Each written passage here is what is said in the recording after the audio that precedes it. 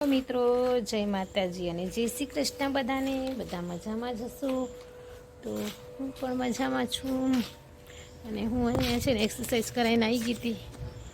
પછી મેં કીધું ચલો વાડામાં એક ચક્કર લગાવી આવું.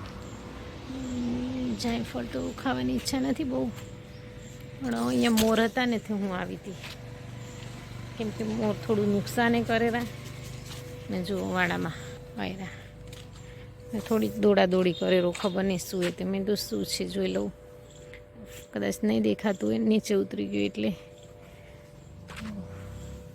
જાયફળ તો આપણા સરસ મજાના હવે પાકી જ ગયા છે બધા. એરું એક મસ્ત જાયફળ એને પાડી લઉં, કેમ કે એકદમ પાકી ગયું એટલે જીનાઈ ખાશે. જીનાઈ થોડું સોફ્ટ હોય ને તો એને સારું ભાવે. અને આ બાજુ પણ એક રાત્રે દેખાતું હતું પણ પાડ્યું નથી, એનામાંથી પણ એક બે પાડી લઈશ. હું તો પોકાતી નથી તેનાથી પાડ્યું, કલ્પી થશે ત્યારે પાડીશું. મારે બનાવવાના છે રોટલા, તો ચલો જઈએ ઘરમાં રોટલા બનાવવા માટે. છે ને બધે મસ્ત જ લાગી ગયા, હવે બધે પાકી ગયા. વાડામાં છે ને એટલે બહાર નીકળે ને એટલે જાયફળ ખાવાની ઈચ્છા થઈ જ જાય. ને જાયફળ બધાને પણ સારા જ લાગે. ને આ દેશી જાયફળ એટલે બહુ મસ્ત છે, બહુ પેલા બીજ પણ છે પણ ઓછા બીજ એમ. બનાવી દઈએ છીએ રોટલા. રોટલી તો બની ગઈ છે ઓલમોસ્ટ, અને સબ્જી પણ બની ગઈ. તો આજે સબ્જી બનાવી છે વાલો, રીંગણ અને ટમાટરનું. સબ્જી મસ્ત બની ગઈ અને ગરમ કરવા મૂકી દઉં અને રોટલા બનાવી દઉં. મળીએ પછી.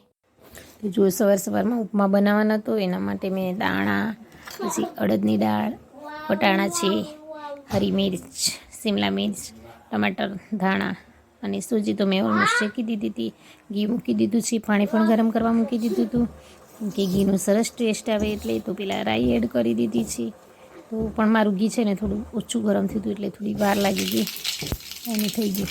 પછી જો જીરું અને અડદ દાળ એડ કરી. મારી અડદ દાળ છે ને થોડી ફોતરાવાળી હતી એટલે તમને એવી લાગશે. પછી મરચાં એડ કરી દીધા અને મરચાંને થોડી વાર સાંતળવા દીધા, કેમ કે તીખાશ સરસ આવી જાય.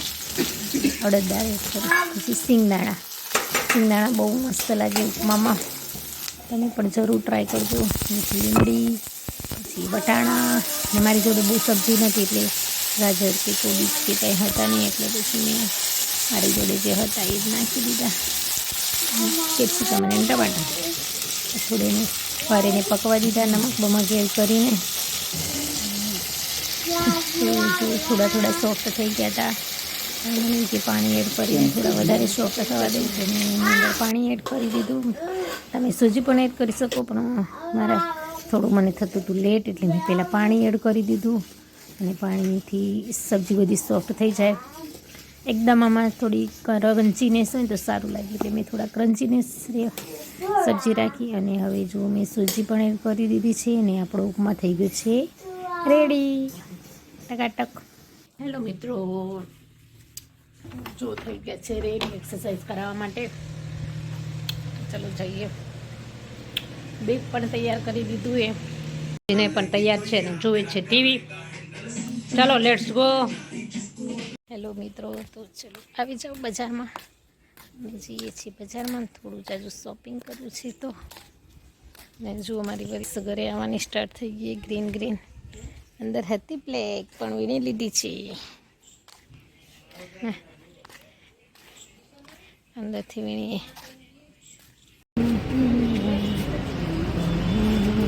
મિત્રો તો જો હું આવી ગઈ છું મરચી લેવા માટે. જોઈએ મરચી મળશે કે કેમ થશે. ફ્લાવરિંગ તો સરસ દેખાય છે, અને મરચાં પણ નહીં દેખાય તો નીચેથી લેશું. તો આ છે આપણી મિરચી, તીખી મરચી. તો એક મળી ગયું.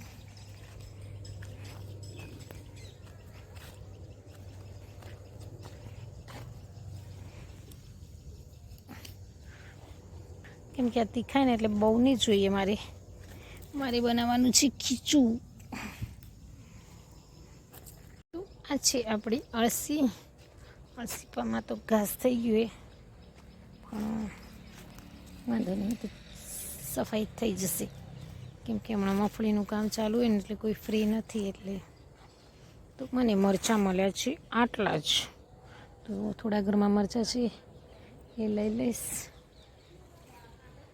બોર ખાવાનું મન થયું એકાદુક, ચલો એકાદુક બોર ખાઈ લઈશું. આપણે બાગીચામાં આવ્યા છીએ તો બેર ખાઈ લેંગે.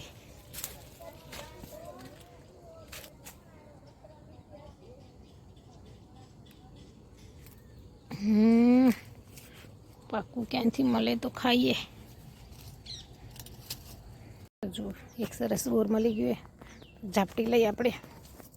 ખીચાની તૈયારી થઈ ગઈ છે ને એનું ફેવરેટ છે ખીચું. તો જો પાણી પણ સરસ ઉબલી ગયું, લોટ એડ કરી દઈશ.